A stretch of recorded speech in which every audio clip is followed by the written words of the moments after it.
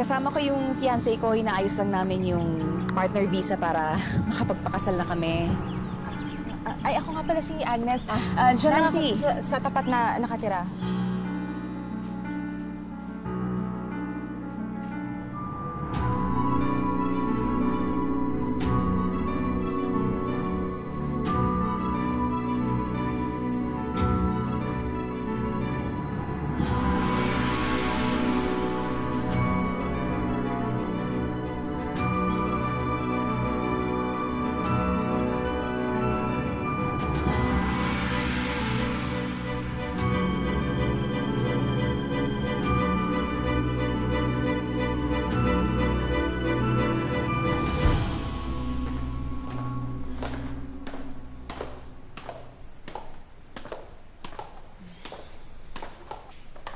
So, when are you coming back?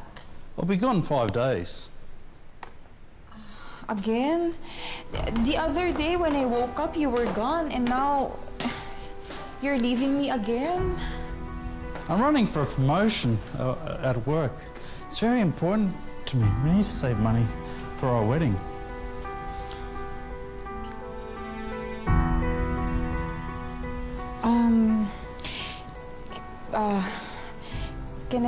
Can I ask you a favor?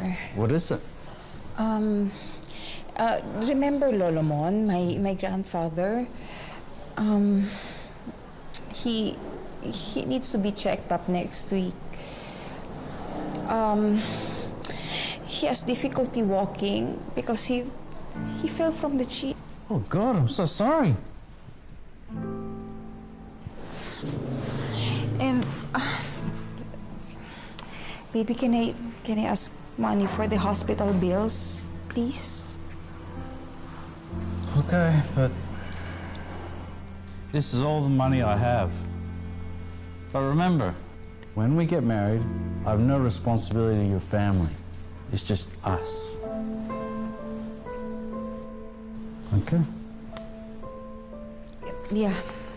Okay.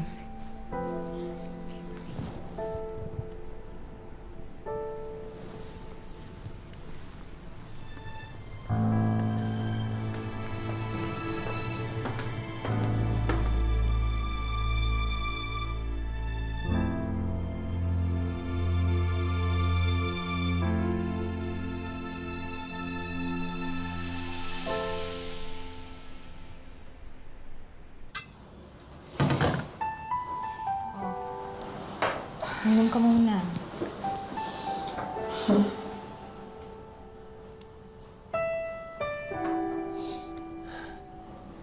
Bakit ba ganun si Louie?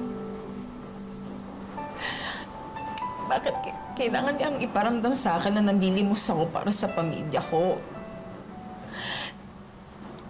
Ako nga gusto kong magtrabaho, siya naman tumiayaw. Nancy, ganun kasi talaga yung kultura nila dito. Palibasa, maagang nagiging independent yung mga tao dito, kaya hindi sila sanay na may nakaasa sa kanilang kapamilya. Siguro, hindi na talaga sanay yung fiancé mo sa setup nating mga Pinoy. Oo nga. Pilit ko naman siyang iniintindi eh. Kaya lang, ang sakit lang kasi lolo at lola na yung pinag-uusapan dito.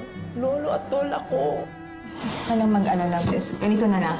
Papahirimin na kita ng pera. Saka sasamahan na rin kita dun sa Ringitan Center. Baka kasi muligaw ka pa sa downtown eh.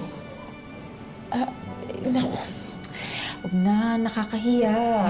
Naku, Nancy, tigil-tigilan mo nga ako sa passive-aggressiveness mo na yan, ha? Naku, ayaw na ayaw nila ng ganyan dito. Saka di ba nga, kailangan mo ng pera ngayon? Di ba? Ay, siya nga pala, speaking of Louie, papakita ako sa'yo. Ayan, so closely, tingnan mo mabuti.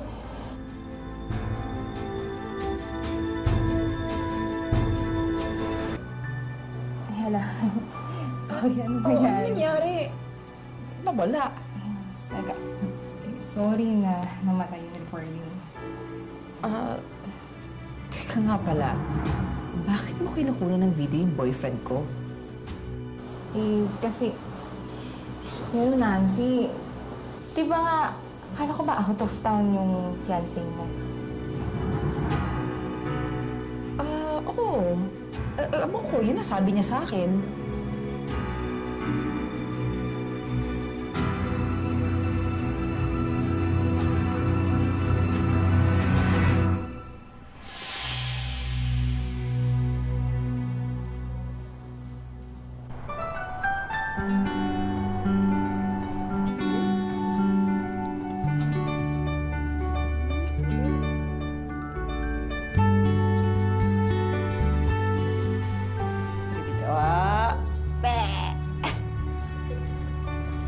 Dito.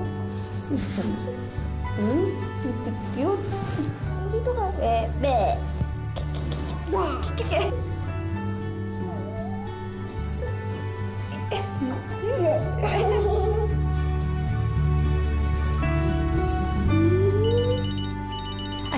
Excuse me. Hello? Lo? O, kumusta kayo dyan? Natanggap niyo na ba yung padala ko? Oh, huwag niyong kakalimutan magpa-check up, ha? Huwag niyong pababayaan ang tuhod niyo. Oo nga, Lo. Miss na miss ko na rin kayo. Nandito ako sa trabaho ko. Kasama ko yung alaga ko. Pakausap naman kay Lola. Hey, Lola! O, kumusta kayo? I miss you. Ito, busy. Nagtatrabaho. Okay naman po ako dito. Bakit ka kasi nag-bus? Hindi ko naman kasi akalain na ang layo pala ng bilihan ng gamot kaya nilakad ko na lang. Diyos ko, sakat-sakat na ng pako. Teka, parang kilala ko yung plate number ng coaching yan, na. Oh, yan naman pala. Buti pagka-drive ka na lang. Hello, Nancy. Oh, hello, Beth. Nandiyan ka pa ba?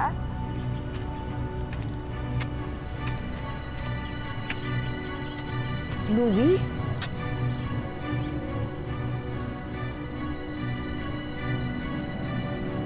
Akala ko out of town siya. Nancy! Nancy! Uy, Beth! Nancy, ano nangyari sa'yo?